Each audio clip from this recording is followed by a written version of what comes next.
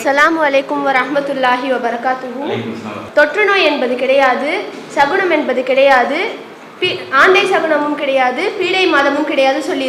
ஆனால் இப்போ பார்த்தீங்கன்னா ஒருத்தருக்கு வீட்டில் ஜுரம் வந்தால் அது எல்லாருக்குமே பரவுது. அது எப்படி? சகோதரி அவங்க தொற்று நோய் குறித்து மார்க்கும் சொல்லக்கூடிய தகவலை குறித்து கேட்குறாங்க.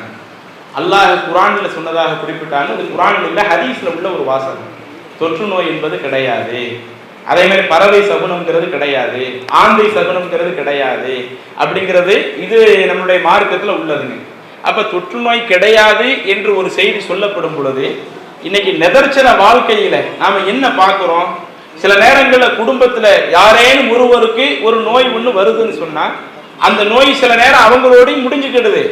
சில நோய் அவங்களை தாண்டி அந்த குடும்பத்துல உள்ள அடுத்தவங்களுக்கும் பாதிப்பு ஏற்படுத்துது. இப்ப அதுல சில வைரல் ஃபீவர்னு சொல்லுவாங்க. அந்த வைரஸ் காய்ச்சல் வருதுன்னு வைங்களேன், சில நேரங்கள் அதனுடைய பாதிப்பு அவங்களோடு மட்டும் நிற்காது, அந்த குடும்பத்தில் உள்ள அடுத்தவங்களுக்கும் அதனுடைய பாதிப்பு வரும். அதே மாதிரி அம்மை நோய், இன்னைக்கு சில ஆட்கள் அம்மை போட்டிருக்குன்னு சொல்லுவாங்க. அது மத்த சமுதாயத்தில் உள்ளவங்க தவறான நம்பிக்கையை உள்ள புகுத்துறாங்க. அறிவியல் அடிப்படையில் உள்ளது அம்மை, சின்னம்மை, பெரியம்மைன்னு அது சயின்ஸ் பாட புத்தகத்தில் சொல்லுவாங்க. அதுல அந்த அம்மை நோயை பொறுத்த வரையில அது குடும்பத்துல ஒரு ஆளுக்கு வருதுன்னு வைங்க, அப்படியே அடுத்தவங்களுக்கு இப்படி தொடரத்தானே செய்யுது. இது நம்ம பார்த்தோமா இல்லையா? அதே மாதிரி கொரோனா 3 வருஷ காலம் பெரிய படாத பாடு நம்மளை படுத்துச்சு. அந்த கொரோனாவுடைய பாதிப்பும் ஒரு ஆளுக்கு வரும் பொழுது ஆரம்பத்தில் அந்த பாதிப்பு குறைவாத்தான் இருக்குன்னு ஒரு அசால்ட்டா கவர்மெண்ட் இருந்தது. திரும்ப அந்த பாதிப்பு ரொம்ப அதிகமான உடனே 3 வருஷமா வெளியே நம்மளை விடாம வீட்டுக்குள்ளேயே அடைச்சு போட்டாங்களா இல்லையா? அப்ப இதெல்லாம் அடுத்தவங்களுக்கு அதனுடைய பாதிப்புகள் எல்லாம் வரும் பொழுது அப்ப அந்த ஹதீஸுக்கு என்ன பொருள்? தொற்று நோய் இல்லை என்று அல்லாஹ்வுடைய தூதர் சொல்லுகிறார்கள். ஆனா இங்கு நிதர்சன வாழ்க்கையில் அதுக்கு நேர் மாற்றமா பார்க்கிறோமே, அதை எப்படி புரிந்து கொள்வது? இதுதான் சகோதரி உங்களுடைய கேள்வி.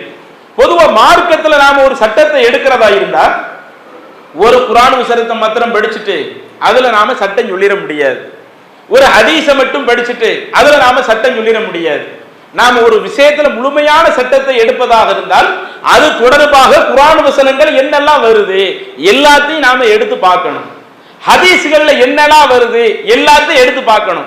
இப்படி எல்லா செய்திகளையும் எடுத்து பார்க்கும் பொழுதுதான் ஒண்ணு அதை விட இன்னொரு விளக்கமான தகவல் நமக்கு கூடுதல் வருதுன்னு வைங்க, அந்த விளக்கத்தோடு நாம எடுத்துக்கொள்ளணும். மார்க்கத்துல இதுக்கு எதை நம்ம சொல்லுவோம்? ரசூலுல்லாஹி ஸல்லல்லாஹு அலைஹி வஸல்லம் சொல்லி காட்டுறாங்க. காலரா நோய் அது இன்றைக்கு எவ்வளவோ ஓரளவு ஒழிச்சிருக்கிறாங்க. அன்றைய காலத்துல காலரா பாதிப்புகள் ரொம்ப அதிகமாக இருக்கும். இப்படி ஒரு ஊர்ல காலார நோய் பரவுகிறது என்ற ஒரு தகவலை கேள்விப்பட்டீங்கன்னா நீங்க அந்த ஊருக்கு போகாதீங்க. ரசூலுல்லாஹ் சொல்லக்கூடிய வாசகத்தை கவனிங்க. நீங்க அந்த ஊருக்கு போகாதீங்க. அந்த ஊர்ல இருக்கிற ஆட்கள் இருக்கிறீங்களா இல்லையா, நீங்க அந்த ஊரை விட்டு வெளியே அடுத்த ஊருக்கும் போகாதீங்க.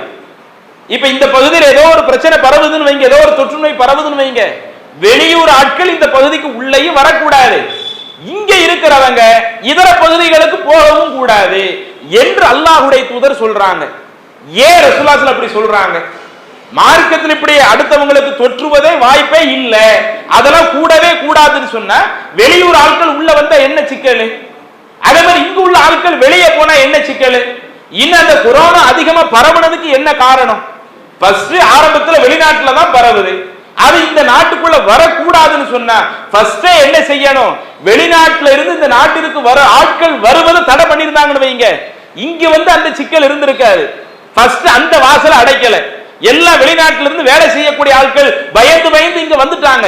இங்க வந்ததுனால இங்கேயும் அது பரவுது. இன்னும் என்ன ஆகுதுன்னா அந்த லாக்டவுன் அறிவிக்கிறதுக்கு முன்னாடி நீங்க நல்லா கவனிச்சிருக்கலாம். ஒரு இது லாக்டவுன்ல இது தொற்று பரவ கூடாதுன்னு வைங்களேன், இந்த ஊர்ல இருந்து ஆள் வெளியே போகக்கூடாதுன்னு சொல்லணும். ஆனா இங்க என்ன சொன்னாங்க? ஒரு குறிப்பிட்ட அவகாசம் கொடுத்து அடுத்த நாள் சாயந்தரத்துக்குள்ள பஸ் எதுவுமே ஓடாது, நீங்க ஊருக்கு போறதா இருந்தா அதுக்குள்ளேயே போயிடுங்க என்று சொல்லி இங்க உள்ள ஆட்களையும் வெளியே அவங்க சொந்த ஊர்களுக்கு அனுப்பக்கூடிய ஒரு வேலையை கவர்மெண்ட் செய்தாங்களா இல்லையா? அவங்க ஏதோ அவங்களுடைய சக்திக்குட்பட்டு ஒரு காரியத்தை பண்ணிருக்கிறாங்க. ஆனா ரசூலுல்லாஹ் என்ன சொல்றாங்க? இந்த ஒரு காரியத்தை பண்ணாதீங்க. ஒரு ஊர்ல ஒரு தொற்று நோய் காலரா ஏதோ ஒன்று பரவுதுன்னா வெளியூர் ஆட்களும் அந்த ஊருக்கு வராதீங்க, ஏன்னா அந்த பாதிப்பு உங்களுக்கு வந்துடக்கூடாது. அந்த ஊர்ல உள்ள ஆட்களும் இங்க வெளியூருக்கு போகாதீங்க, ஏன்னா இதுல உள்ள விஷயத்தை நீங்க அடுத்தவங்களுக்கு சொல்லிடக்கூடாது. அப்ப ரசூலுல்லாஹி ஸல்லல்லாஹு அலைஹி வஸல்லம் அவங்க தான் அந்த நபி மொழியும் சொன்னாங்க.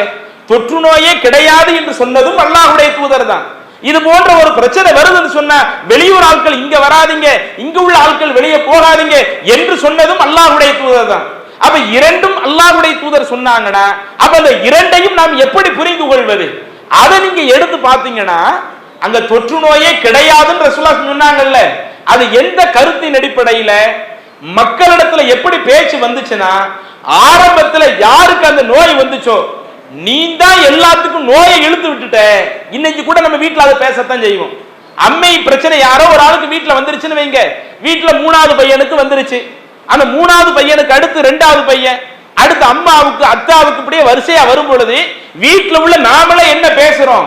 மார்க்கத்தை அறிஞ்ச கொள்கை அறிஞ்ச நம்மளிடத்திலேயே சில நேரம் வார்த்தை எப்படி வருதுன்னா, இவ்வளவு பெரிய பிரச்சனைக்கு 3வது பவன் தான் காரணம், அவன் தான் இந்த நோய் எங்க வீட்டுல இழுத்துட்டு வந்துட்டான் என்று இப்படி பேசுறமே. அடுத்தவங்களுக்கு நோய் வருவதற்கு ஆரம்பத்துல யாருக்கு அது வந்துச்சோ அவங்கள காரணம் சொல்றாமே. இப்படி நீங்க சொல்லாதீங்க. இது அந்த சம்பந்தப்பட்ட அந்த நபருக்கு கடுமையான பாதிப்பை ஏற்படுத்தக்கூடிய ஒண்ணு, சாதாரண விஷயம் இல்ல. நீ தான் எல்லா நபர்களுக்கும் இவ்வளவு பெரிய ஒரு பாதிப்பை இழுத்துட்டு வந்துட்டானா இது சாதாரணமாவா எடுத்துக்குவாங்க? இத ரசூலுல்லாஹ் எப்படி புரிய வைக்கிறாங்கன்னா, அன்றைய காலத்துல ஆடு மாடு ஒட்டகம் இதைத்தானே நிறைய பேர் மேய்த்து கொண்டிருந்தாங்க. ஒட்டகத்துல உள்ளதை வச்சு ஒரு உதாரணம் சொல்றாங்க.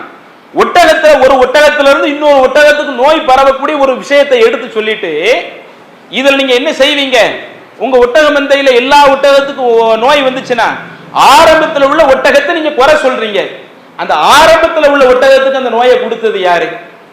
ஒட்டகத்துக்கு ஏதோ ஒரு நோய் வருதுன்னு வைங்களேன், அது அங்க இருக்கிற இதர 10 ஒட்டகத்துக்கு அந்த பாதிப்பு வருதுன்னு வைங்களேன், இந்த ஒட்டகம் தான் நோயை இழுத்துட்டு வந்துச்சுன்னு சொல்றீங்களே, ஆரம்பத்துல அந்த ஒட்டகத்துக்கு நோயை கொடுத்தது யாரு? ஏதோ மத்த ஒட்டகத்துக்கு நோய் வந்ததற்கு முதல்ல வந்த ஒட்டகத்தை காரணம் சொல்றீங்களா? அது அப்படி கிடையாது. அங்கே நோய் வருவதற்குரிய காரணம் இறைவன் அங்கே ஏதோ ஒன்று நாடி இருக்கிறான். அல்லாஹ்வுடைய சோதனை தான் அப்படி வருது. இத ரசூலுல்லாஹ் உணர்த்துறாங்க.